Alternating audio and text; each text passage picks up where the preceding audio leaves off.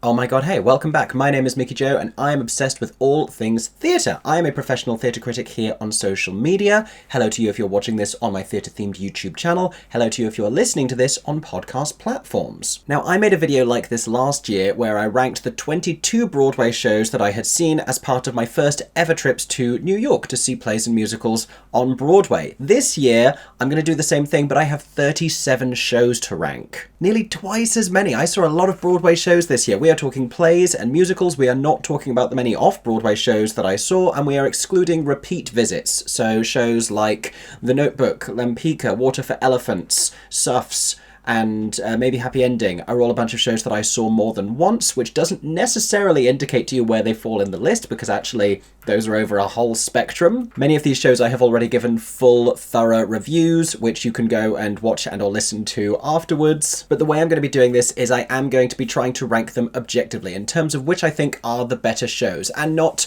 subjectively in terms of where I had the best time, because there are a lot of shows lower on this list that I enjoyed more than some of the shows I'm going to put higher up, because I had fun at them, but that isn't to say that I thought they were necessarily great. At the same time, theatre is, to a certain extent, always subjective, so these are of course my personal opinions, and you may disagree with them. If you do, feel free to drop all of your thoughts in the comments section down below. If you want to do your own ranking of all the shows you saw on Broadway this year or anywhere else, feel free to drop that in the comments section as well. I should say, this is only specific to the Broadway shows I saw this year. I am going to do more rankings for the end of 2024. I'm going to do a video talking about the best theatre that I saw over this year across the many countries where I saw shows. I'm also going to do a video talking about the worst, the most disappointing, some of which may be obvious from today's ranking. Last year when I did this, I started at the top and then went down to the bottom, which seems like a minimally dramatic way to do it. This time, I'm going to start at the bottom and we're going to find out right at the end my #1 Broadway show of the year. But to do that,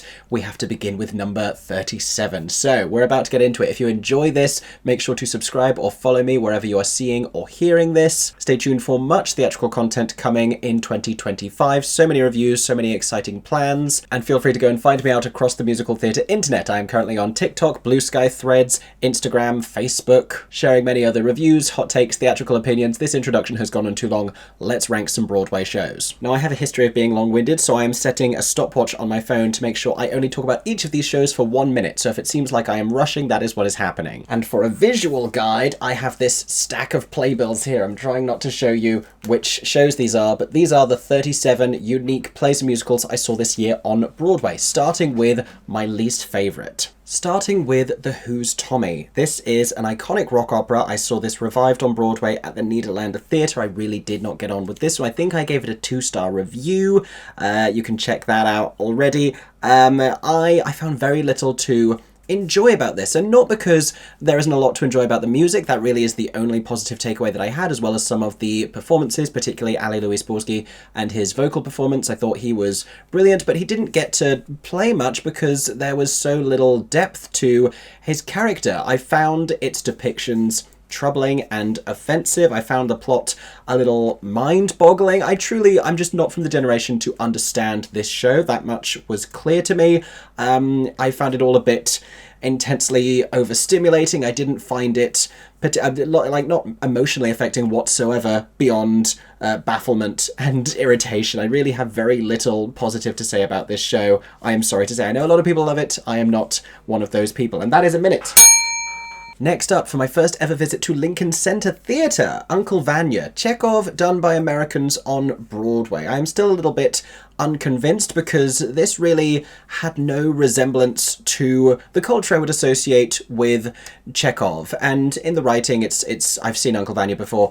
It is similarly vodka-drenched and solemn and full of despair, but so much about the aesthetics of this production and its direction seemed at odds with that. It seemed too bright. It seemed there was too much levity. It seemed too affluent and full of air to be about this heavy, impoverished sorrow. I wasn't feeling that. I felt such a boredom between so many of these performances, particularly from Steve Carell as Vanya. I feel only William Jackson Harper was able to bring much to it in terms of a compelling characterization. It was just sleepy, I'm sorry to say. This really did not connect to what I love about this play. That, once again, is a minute.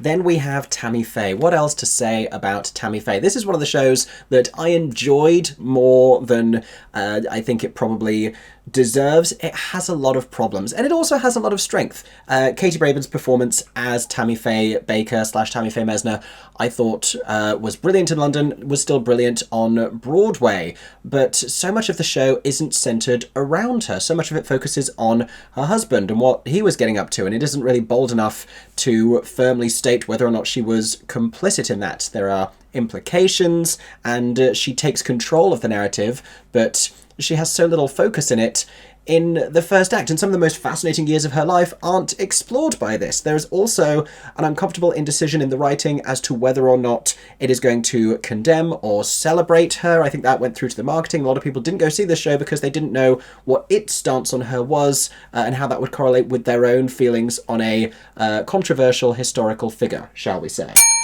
Next up, probably still in 2-star territory here, maybe venturing into low 3-star territory, we have Swept Away. Sadly, recently announced early closure on Broadway at the Longacre Theatre. I so personally just didn't get on with this, but I also think it has a lot of shortcomings. For so much of this show, nothing happens. And then one big thing happens, and then nothing happens again until one other big thing happens. This is a plot synopsis that you could write in 4 sentences. I keep thinking of the last line of The Life of Pi, or one of the last lines of The Life of Pi, where Pi says, which version of the story do you prefer, the one with animals or the one without? Which is the better story? And they say the one with animals. And I'm like, yeah, I agree too. And that's the problem with Swept Away. This is the one without animals. The staging. Beautiful, breathtaking, not just the shipwreck, spoiler alert, but you can kind of see from this, but the way that the boat that they're in just slowly turns for the remaining, what feels like hours. It's probably only about 45 minutes of the show. John Gallagher Jr. is fantastic in it, but it's just too heavy and too morose. And they don't have the conversations I want them to about really. There's so much more they could talk about. I listen, 1 minute is not enough time. We are moving on, because next up is Lempicka. I do still plan to do a full Lempicka video review and on podcast as well, because there's much I want to say about this show. This was a show, like Tammy Faye, like some others that we'll encounter here, at odds with itself.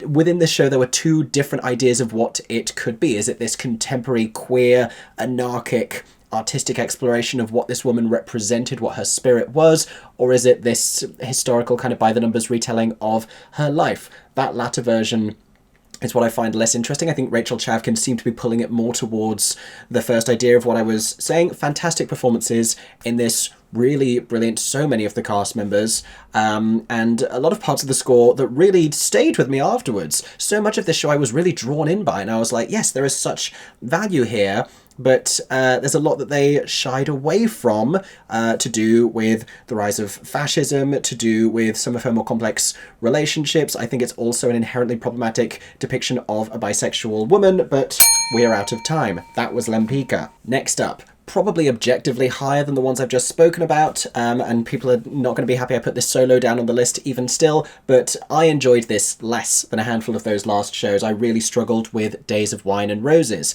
This is an adaptation of a film. It's a depiction of this couple here who are both, they become codependent, toxic alcoholics, and she kind of gets drawn into this behavior by him. It's a fascinating study of how addiction can happen in a relationship, in a marriage, in a family, and how it affects all of those things. I just thought there were so many interesting book scenes that weren't written, and that was really my biggest issue. That was really the biggest shortcoming here, I thought, is there is so much more discussion around this and how it's affecting everyone and how all of this is playing out. His strained relationship with his father-in-law, who holds him responsible for what he's done to his daughter, even as he's trying to repair his life and trying to help her. There is more that could have been said that wasn't said. Of course, they were both fantastic. There are moments where it sounds glorious, but I didn't vibe with it, needless to say. Moving on, I was disappointed by the remounting of Spamalot. I'm calling this a remounting rather than a revival because so much of it was very similar to the original Broadway production in terms of its aesthetic and direction, etc. This was at the St. James Theatre, and I enjoyed the performances. There were a couple of standout performances. Alex Brightman, I thought, was brilliant. Ethan Slater, I thought, was really good and really scene-stealing. That's the nature of Spamalot. If you get funny people in this show, they're going to do great work. Leslie Rodriguez-Kritzer, I enjoyed a lot as the Lady of the Lake, but I thought she could have pushed it even further and given us even more over-the-top diva extravagance. I like the show. I've seen it before. It just didn't have me howling with laughter. I thought a lot of it lost a little bit of that Monty Python sensibility, and it became like an SNL take on a Monty Python. Yeah, that's how I felt about Spamalot.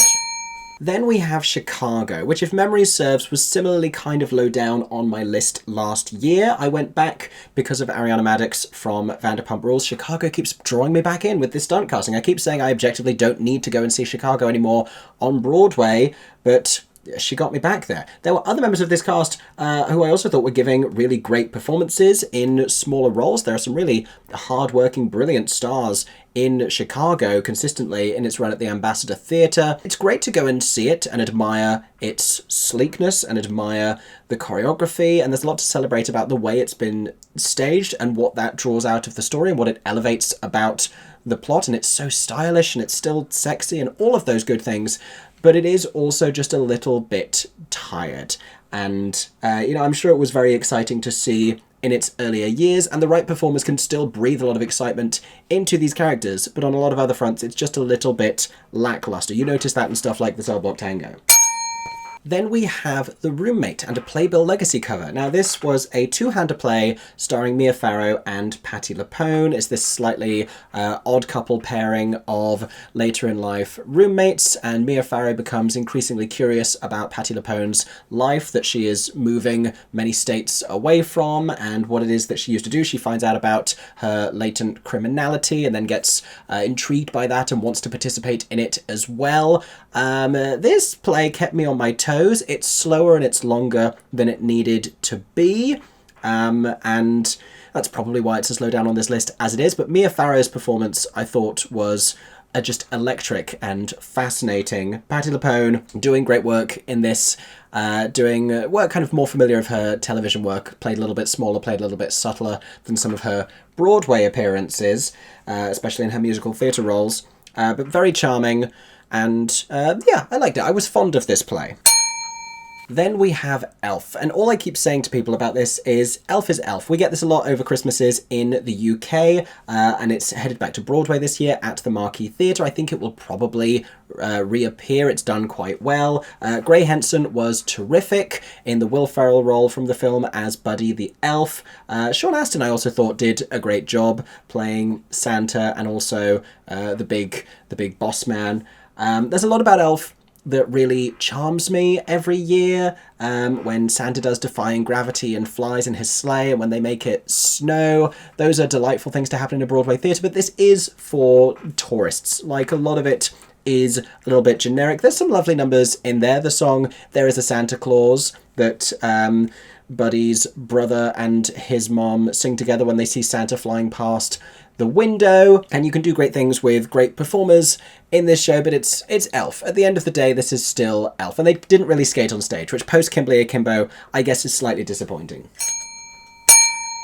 Next up, How to Dance in Ohio, a troubled show that has a really great show stuck in it. There is so much good in this material. I cried at this. This was so affecting. This was so brilliant. It had such brilliant performances. Probably my favourite was Liam Pearce, who I thought was fantastic, who I think is this exciting rising star. But all of the young performers playing the autistic teens depicted within this show, which is about this family therapy centre, which is helping them on a whole host of social fronts, and it's planning a dance for them as a sort of a rite of passage. The problem is we focus far too much on the doctor and him trying to date again after a divorce, and his daughter who might go back to school to dance again, but she might not, and she wants to help him, and we don't care about any of that. It's the young people who are so compelling, who are so brilliant. We want to see more of their stories. There are like a handful of really, really great songs, like fantastic songs, but they're kind of in the wrong place. I spoke about this more at length. It's coming to the UK, allegedly. I am very intrigued, but I enjoyed it, but it had problems. It had big, big problems. Then we have Once Upon a Mattress. I saw this back at the start of the year at New York City Centre Encores in a semi-staged concert. They then transferred that to Broadway. Truth be told, I think I enjoyed it a little bit more at Encores. I still liked it on Broadway, but it was no longer like making me bend over laughing. Sutton Foster, still brilliantly cast as Princess Winifred. Michael Urie, still fantastic. Opposite her is Prince Dauntless. Anna Gasteyer, I enjoyed. I just thought she could have put more of her own creative comic inspiration to it. It was a little bit by the numbers as a stern Queen performance, and I needed much more from the repeated line, "You swam the moat." Like, chew that scenery, eat it all up. Why are we not chewing on this scenery? I felt the age of the thing a little bit, and many great performances, other wonderful performances. Nika Renee Daniels, fantastic, but I got fatigued of them bringing in that black cloth to do set changes, and I got a little fatigued by the show, I'm sorry to say. Then we have The Great Gatsby on Broadway. I have never reviewed The Great Gatsby here really on my channel, and I've never really articulated my feelings about it. And I think it's good. It's a good show. It's perfect for tourists coming to see like a Broadway musical. They drive a car on stage. They have fireworks on stage. They have huge songs where people sing their feelings. And when people are happy in this show, they tell you they're happy. And when they're sad, they tell you they are sad. And that is about as much depth as we attain. There are a handful of things to do with the mystery and the romance of this plot and the way that it unfolds where it is a little bit pedestrian. I often refer to this as a stage adaptation of if DreamWorks had made a cartoon of The Great Gatsby in the 90s. It both looks and sounds like that, really. It's got a great set, it's got great design, it's got brilliant performances, it's just in the material. If this wasn't based on a book, I'd say it's great, but the fact that there is more richness in the text than this brings to the stage, I guess is a little bit disappointing. It does have fantastic songs, though. Then we have Water for Elephants, a show that I saw twice on Broadway. The circus spectacle of it all is brilliant. It's about a young man who runs away with the circus. This ends up changing his life. We hear this story from his perspective as an older man, as he is recalling these events of his youth and how he fell in love with a woman who wasn't available, and there's an elephant involved. The way that they bring the animals to the stage is a little bit of a mixed bag, because sometimes it's like full puppetry in the style of The Lion King, but not quite as well realised. Sometimes it's like you can see the performers and they suggest parts of the animals. The way we finally get the elephant entrance is really well written, but then the puppet that actually comes in is it doesn't quite have the full impact that you would want it to. The songs I also think are incredibly functional. They get us from one place to the next, but they're not remarkable enough to be memorable. The direction, the staging, there's moments towards the end where we get these freeze frame moments. Brilliant. Fantastic. Then we have a play, Mother Play, a play in 5 evictions written by Paula Vogel. This is semi-autobiographical. It stars Jessica Lange, who was captivating on stage, as you would expect, Celia Keenan-Bolger, who I thought was brilliant, Jim Parsons, who was also fantastic. This, again, felt a little bit underwritten. It felt like a little bit of a first draft. It's snapshots of a young woman's life, and her coming to terms with her sexuality as a queer woman in the shadow of her brother having the same realization for himself, and them having different, equally fraught relationships with their mother, who you can see how it feels differently for each of them, and a lot of grief that we experience, and a brilliant portrayal of loneliness and family challenges. And there's a sort of an offbeat comedy in the beginning of it as well. I just didn't love the structure for telling this story. I thought it could have been a little more focused or a little less linear, honestly. Then we have The Outsiders, my controversial thoughts about The Outsiders, this year's Tony Award-winning Best Musical. And there are parts of it that I agree are really great. The staging, I think, is fantastic. That rumble sequence in the second act, brilliant. It has a lot of exciting young talent in the cast. I will just never be moved by something about emotionally inarticulate young men who feel angsty at the beginning, they have a lot of angst in the middle, and then they feel angsty again at the end. I've also said this before, but it doesn't really realise in its writing that it isn't a book anymore, and it doesn't have to behave like a book. When we finally meet a female character, and I'm like, oh my gosh, there's a woman on this stage, and she's about to tell us about her life, and then Ponyboy, that's his real name, turns to the front and says, and then she told me about her parents. I got so frustrated. I was like, you don't have to do that. You're not a book. This woman can introduce herself. Like, God forbid, a woman speaks on this stage in The Outsiders. Very little endeared me to this show. I have no relationship to the book beforehand. I know a lot of people really love it and really care about it. I don't know what the message is from this. The whole Stay Gold thing didn't really move me or say that much to me. I'm like, their life was hard and it's going to be hard, but they have a slightly different perspective on it now. I don't know. Then we have Hell's Kitchen. Again, I don't think I've reviewed Hell's Kitchen on here. I enjoyed Hell's Kitchen. It wants to be in the Heights and it's not in the Heights. It doesn't have nearly as much depth or as much character.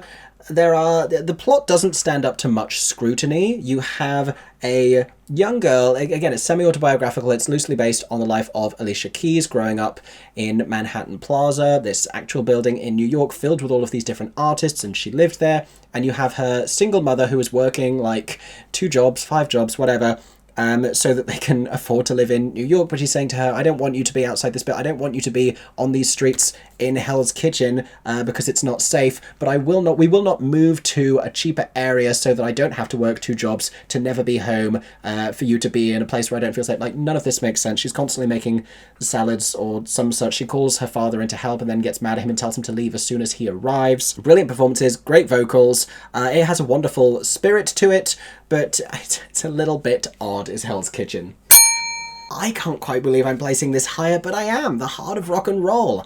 I thought this knew what it was. It is a silly, campy 80s story using the music of Huey Lewis to tell an original story about these workers at a cardboard factory. I believe, from what I remember, very few of the details of this plot remain in my mind, but they're like trying to get the business of this guy who basically owns IKEA. It's fun. It's campy. It was fun. It was campy. It did not last that long on Broadway, sadly. It had great performances. Mackenzie Kurtz, I think, is a really fantastic, exciting rising star. It had great vocals. It had brilliant dance. It was bright. It was colourful. It wasn't trying to be anything more serious than exactly what it was. And, you know, wildly more insincere than a handful of the shows that we just spoke about, but fun and silly and enjoyable and doing all of that well and doing it right. They tapped on bubble wrap, for crying out loud. Then we have Sweeney Todd, which also would have been on my ranking last year. I can't remember where I placed it. I have misgivings about this production. I had those already. I don't think it's a definitive production of Sweeney Todd. I think there's a lot that it just kind of loses in abstract gloominess, and I don't think it really had a strong vision for what it was going to say with this show. This is as high as it is because of its material, because of the brilliant material by Hugh Wheeler and Stephen Sondheim. But if anything, I thought the show got a little bit weaker with this recasting. Joe Locke I thought was wonderful as Toby, a really exciting Broadway debut from him. Sutton Foster and Aaron Tveit, I do enduringly think, were sadly a little bit miscast in these roles, because Sutton Foster was playing it like it was Lucille Ball or Carol Burnett doing a Sweeney Todd parody sketch, and Aaron Tveit, you could tell, had a demonstrable reverence for this role, but neither of them were really giving me these characterizations in the way that I wanted. Then we have Death Becomes Her, which I am not officially reviewing yet. If you've wondered why you haven't seen a Death Becomes Her review here, it is because I saw a preview just before they started press preview performances, like the same week, but I don't think I saw really a finished enough product. I died laughing in the first act of this. I thought the second act kind of went off a cliff as they had to try and do a lot of physical effects and magic, and they had a little bit of a showstop problem on the show that I went to, so I don't think I saw the best version of Death Becomes Her. The central performances from Jen Simard, and even more so from Megan Hilty, are fabulous and fantastic. Wonderful diva performances. They are both hilarious. I like the score. I don't think it's the most exciting musical theatre score that I've heard in years, but I really enjoyed it in the moment.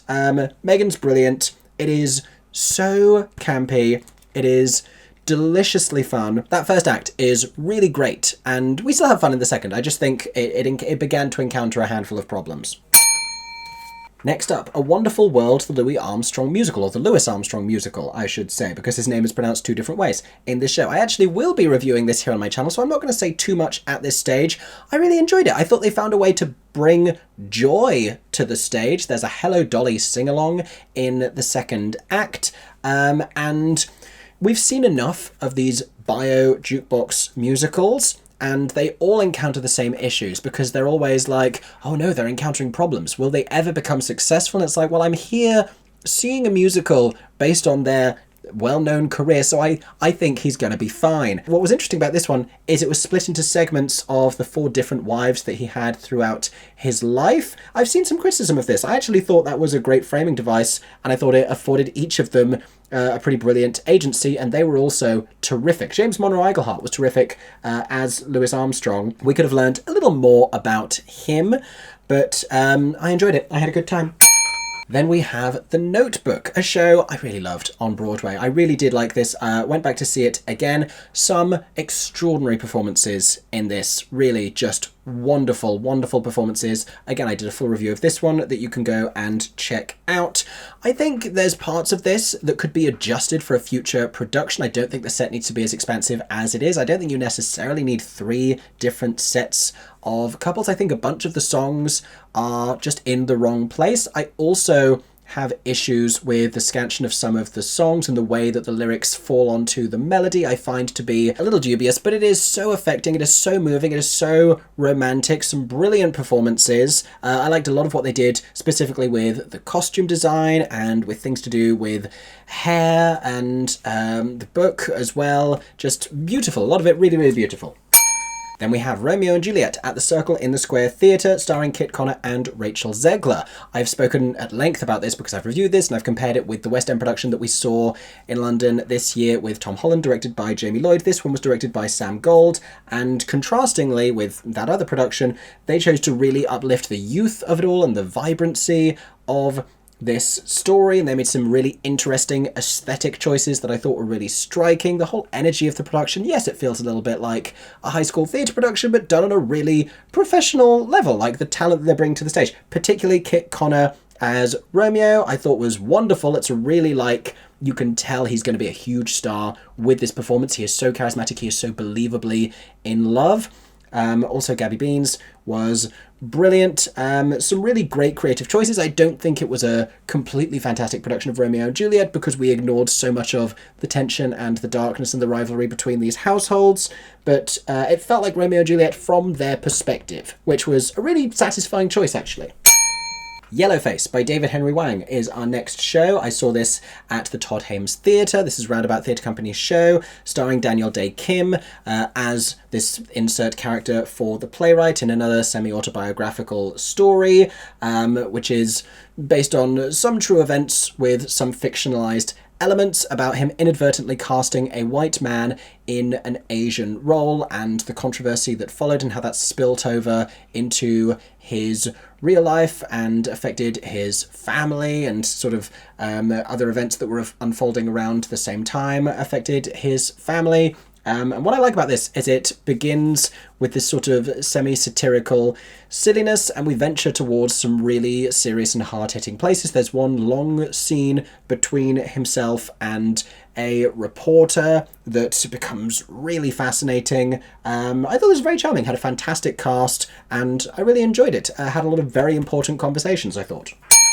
Harmony at the Ethel Barrymore Theatre. This is a show, sadly, that I think just made it to Broadway a decade, 2 decades late, because it had such an older sensibility and it's been in development for a really long time, and you can kind of feel that. It feels more familiar of like Titanic and Ragtime and like late 90s musicals.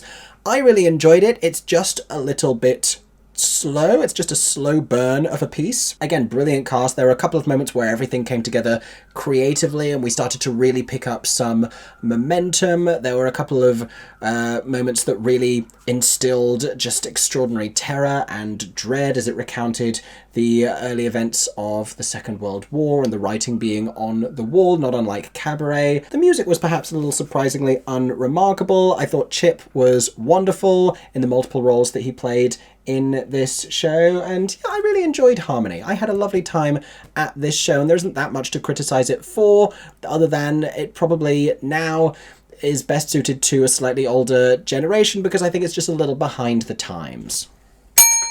Another legacy playbill here for The Hills of California, a play I first saw in London but was so fascinated to go back and see at the Broadhurst Theatre on Broadway with many of the same cast members because they made substantial changes to the final act. And I mean substantial changes. I'm not going to spoil it for you here necessarily, but I think the play became better focused because of that, and it really defined what this is, which is a story about these sisters looking back to the events of their youth and some very dark things that happened relating to their mother, really trying to, like Rose from Gypsy style, groom them as this family singing group and like determined for their success, made a lot of controversial parenting choices, and then they come back together and reunite as she is dying upstairs, basically. Laura Donnelly gives an exceptional performance as both their mother and then one of the sisters in the later scenes. It's long and it's thorough and it's very fleshed out, and Jez Butterworth loves to write an extraordinary amount of like setting and has a million different characters who barely do anything, but it's also quite brilliant. Then we have Six. I did go back to see Six completely on a whim at the Lena Horne Theatre. I've seen Six maybe 30 times I saw it yesterday, actually, in the West End. I've seen Six a lot of times at this point, and there's nothing that can really surprise me about Six anymore. I was really into it when it first hit the West End, and I saw it a whole bunch of times in one year, and I still really enjoy Six. It just very much, it is what it is. The best thing about it now is when someone makes surprising choices, whether that is comedy, characterization, vocals, hearing performers with different accents, just different interpretations of these roles is really exciting. And to that end, Jasmine Forsberg was outstanding. Her vocal performance as Jane Seymour in this, Singing Heart of Stone, was mind-blowing. And a lot of the characterizations, I think, work slightly better with American performers. Catherine of Aragon, I think, is done best by Americans because it's inherently Beyonce, and Americans know how to do it and do it well. I had a great time at Six. I'm always going to have a great time at Six. Then we have Oh Mary. People have been loving this on Broadway. I did as well. It wasn't my absolute favourite thing of the year, I think, just because I've seen a lot of media like this. I keep really struggling to articulate why I'm not as completely charmed by it as everyone else. I think it's brilliant. I think it's fantastic. I would love to see Calder Scola do 5 more things just like this. I don't think this is like Calder Scola's magnum opus and the greatest. I think Calder Scola could like write this in an afternoon and be like, yeah, like that's their capabilities. They were astonishing as a performer. I'm so intrigued to see how this play continues next year on Broadway with new performers coming into these roles, but it's so wicked and so gleefully maniacal, particularly where it goes towards the end. I find that really delicious about it. I find the whole queer sensibility of it really wonderful as well, and I love that it's being as embraced as it is on Broadway. That's very exciting. Cabaret at the Kit Kat Club at the August Wilson Theatre. Did I see this twice this year? Yeah, I guess both of my visits to this would have been this year, both with the original Broadway cast with Gail Rankin and Eddie Redmayne, and then more recently with Adam Lambert. I didn't get to see Ali, sadly, because she was out at that performance. Adam and Eddie, completely different. I've made videos talking about each of their performances in much detail if you want to go and hear more about that. I've also reviewed this production if you want to go and hear about that. I've talked about this revival of Cabaret directed by Rebecca Frecknell in the West End and on Broadway several times. I really enjoy it. I enjoy it slightly more in London because I think the breadth of the Broadway production loses the quality of it a little bit, especially with this recast, but I think it is metamorphosizing into a cabaret that is slightly better suited to American audiences. I think it's quite British in a lot of its behaviour. Honestly, I thought Eddie Redmayne was fantastic. I thought he was really great. I'm a staunch defender of his performance. I never really got on with Gail Rankin, and Adam Lambert is also kind of a revelation in the role. Now, we are truly in 5-star territory here, and we have been for the past few shows. Appropriate at the Helen Hayes Theatre, starring Sarah Paulson, another family reunion after or around parental death. They're all coming back to this house and learning difficult realities and revelations about their late father and having this really explosive and shocking confrontation between each other. That, you know, filters down to their children as well. A staggering play, a real scathing indictment on the capabilities of human behaviour, and just a shocking watch, the kind I really enjoy, where you are sat there horrified, but you can't look away from it. It's like a car crash on stage. Sarah Paulson, I thought, was fantastic, if a little kind of relentlessly intense, and some brilliant support alongside her as well, but just shocking in the best possible way. Well into the top 10 now, we have Hadestown, written by singer-songwriter Anais Mitchell, recently celebrated its 5th anniversary on Broadway. Every time I see this show, discover a little more about it. I just overturn a couple of lyrical meanings, and I fall more in love with it every single time. I feel like I get the show now. It took a few watches to get there. I did not connect with Hadestown immediately. I compare it sometimes to like a whiskey that you have to like sip and savor and eventually acquire a taste for. That is what Hadestown is to me. I love the way that this show feels like Greek mythology for the present day, because Greek mythology answered questions about the world and things that they didn't understand at the time, like why do the seasons happen? Why doesn't the sky fall down? And this show does the same thing for the challenges that we live in today's world, with climate change, with political challenges. This show responds to that in a way that is really beautiful and really meaningful, and it's also incredibly therapeutic in terms of what it says about telling the story again and going on with your life, even though you know that it's difficult. Even though you know that grief is a reality, you keep on living anyway. Prayer for the French Republic. I did enjoy this just a little bit more than appropriate, but I put a lot of that down to the fact that this is a Mickey Joe kind of a play. I love plays like this where we have some sort of a contentious cultural issue and we look at it from so many different sides, even from within a community. It's the same thing that I enjoyed about We Live in Cairo off-Broadway just a few weeks ago.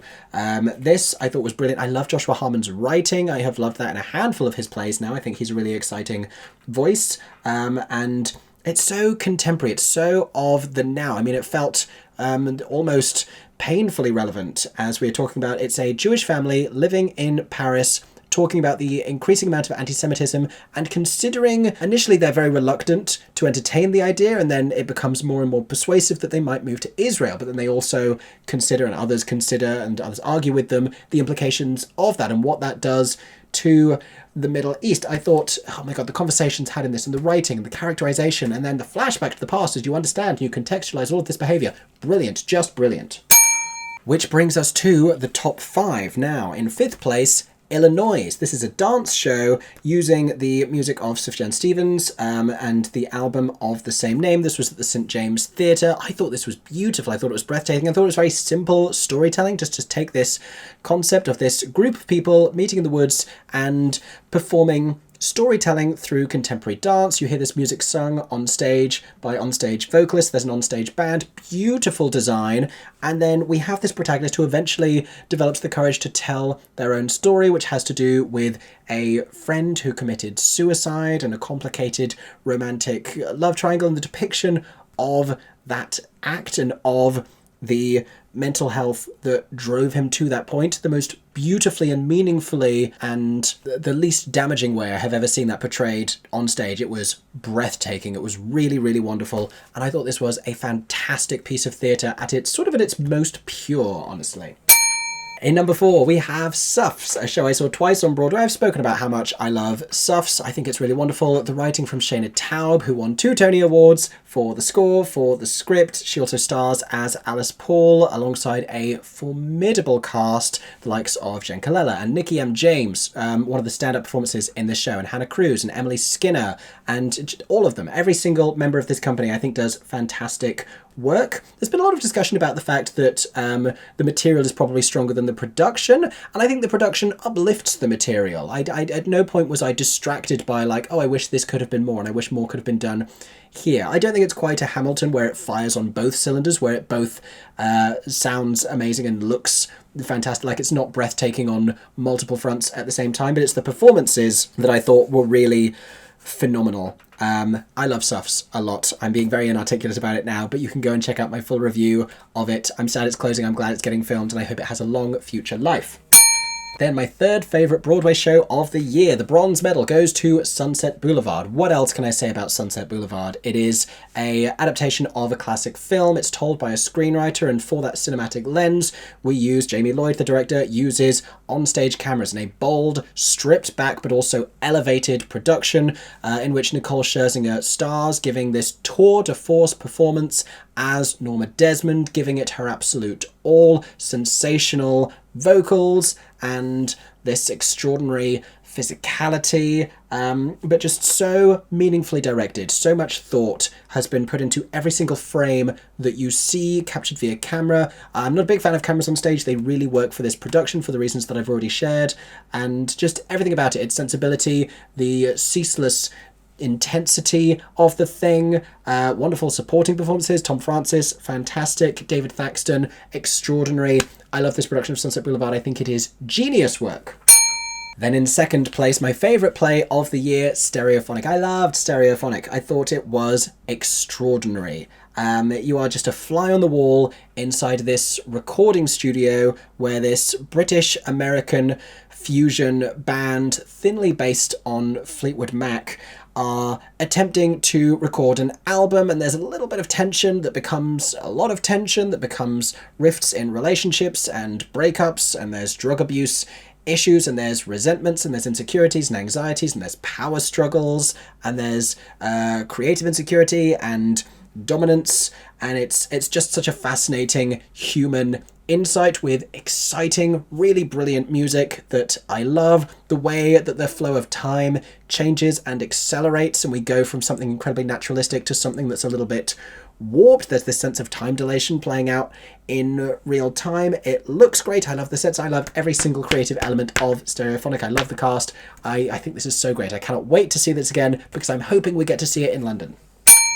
Which brings us to my number one, the gold medal, my favourite Broadway show of the year. Spoiler alert, it's been on my hat the entire time. I am talking about Maybe Happy Ending, currently playing at the Belasco Theatre and picking up steam due to fantastic word of mouth. So many people stop me on the street to tell me what a beautiful show this is, and I couldn't agree more. Again, I have reviewed this in full. Please go and check that out to hear what I think of this show. But it is a road trip between robot characters. It's this futuristic story that manages to articulate something so timeless. The way it talks about grief, the way it talks about love, the way it talks about coming to terms with loss is beautiful. It's stunning. It's a small show that says something really big, but it's so perfect. It's so self-contained. It has the sensibility of a beautiful Studio Ghibli or Pixar animated film. It is funny. It is charming. It has this beautiful jazz score that I'm very excited to listen to when when the cast recording happens. Brilliant performances, fantastic direction by Michael Arden, great design. I love Maybe Happy Ending. I love these robots so much. Go and see this on Broadway. And in fact, go and see any of those shows on Broadway, the ones that are still running, and go and see a bunch of new shows on Broadway.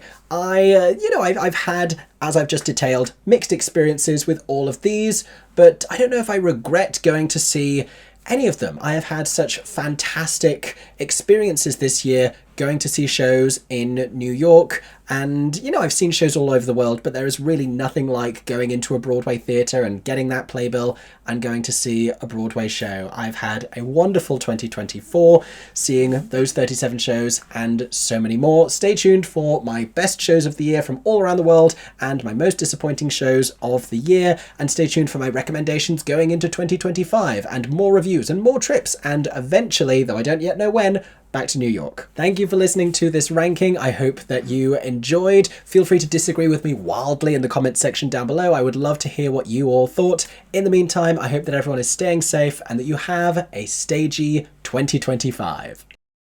For 10 more seconds, I'm Mickey Joe Theatre. Oh my god, hey, thanks for watching, have a stagey day. Subscribe!